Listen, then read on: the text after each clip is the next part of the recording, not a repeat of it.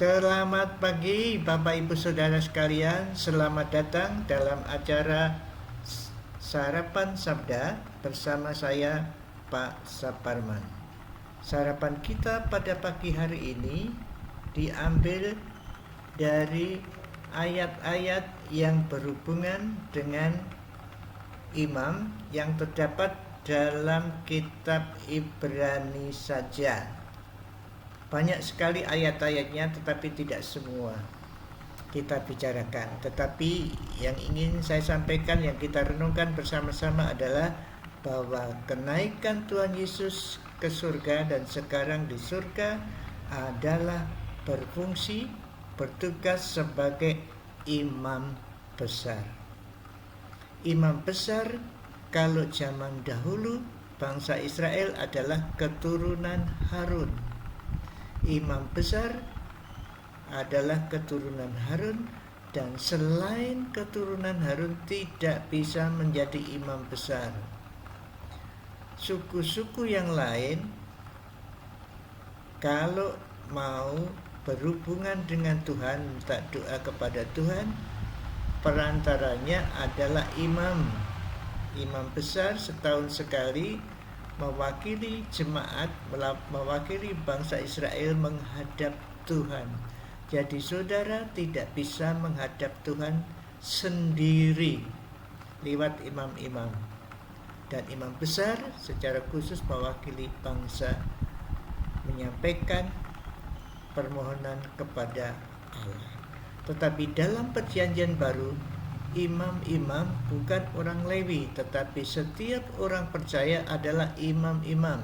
1 Petrus 2, 9, 10. Kita ini adalah imamat rajani. Dan kalau kita imam, maka kita langsung dapat berhubungan dengan Allah melalui imam besar. Jadi setiap orang percaya langsung bisa menghadap Tuhan tanpa perantara manusia, tetapi perantaranya adalah imam besar kita, Tuhan Yesus Kristus. Di dalam Ibrani 2 pasal 2 ayat 17 dituliskan seperti ini. Itulah sebabnya maka dalam segala hal ia harus disamakan dengan saudara-saudaranya, supaya ia menjadi imam besar yang menaruh belas kasihan dan yang setia kepada Allah untuk mendamaikan dosa seluruh bangsa. Imam besar itu sudah pernah hidup di bumi ini, mengerti apa kebutuhan umatnya, sehingga dia tahu bisa menaruh belas kasihan karena beliau juga merasakan apa yang dialami oleh orang-orang di bumi ini, orang-orang percaya di bumi itu. Kemudian juga imam besar itu dikatakan kita bersyukur karena imam besar kita penuh belas kasihan.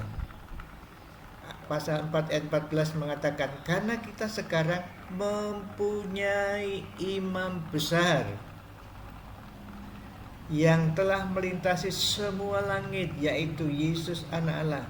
Baiklah kita teguh berpegang pada pengakuan iman kita ini. Pengakuan iman kita, marilah kita percaya bahwa Yesus adalah imam besar yang penuh belas kasihan, mengerti kebutuhan kita.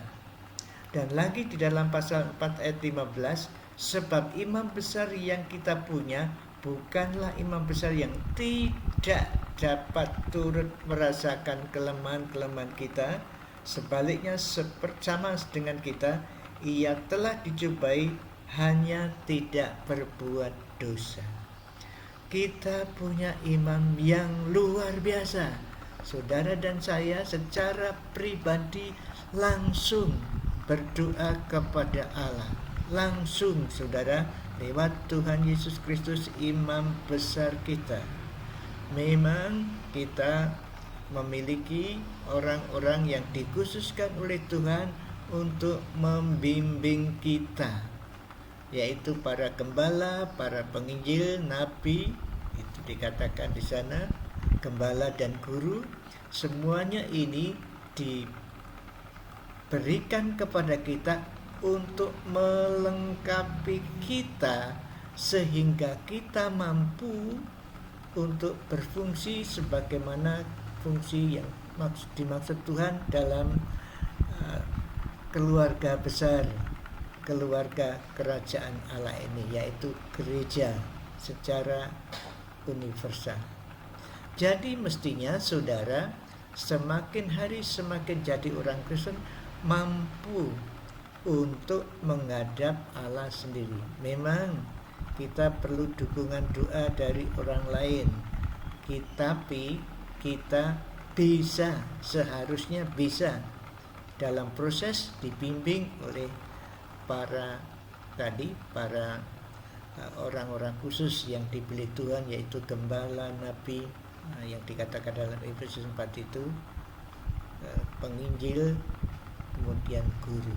Mereka melengkapi saudara dan saya sehingga saudara dan saya bisa langsung berhubungan dengan Allah, doa sendiri, mohon kepada Allah sendiri, mengucap syukur sendiri bersama-sama dengan doa-doa yang orang lain sendiri-sendiri menghadap Tuhan lewat imam besar kita, Tuhan Yesus Kristus.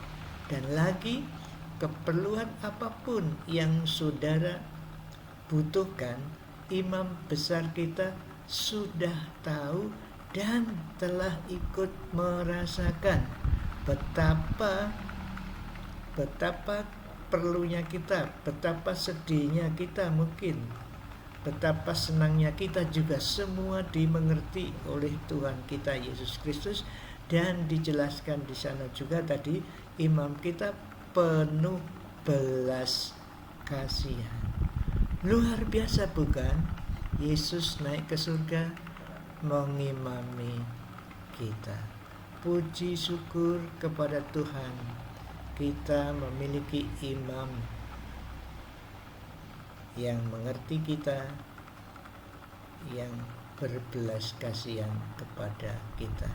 Mari kita dengan hati yang tulus, dengan keberanian, dengan rendah hati menghadap Tuhan lewat imam besar kita, Tuhan Yesus Kristus.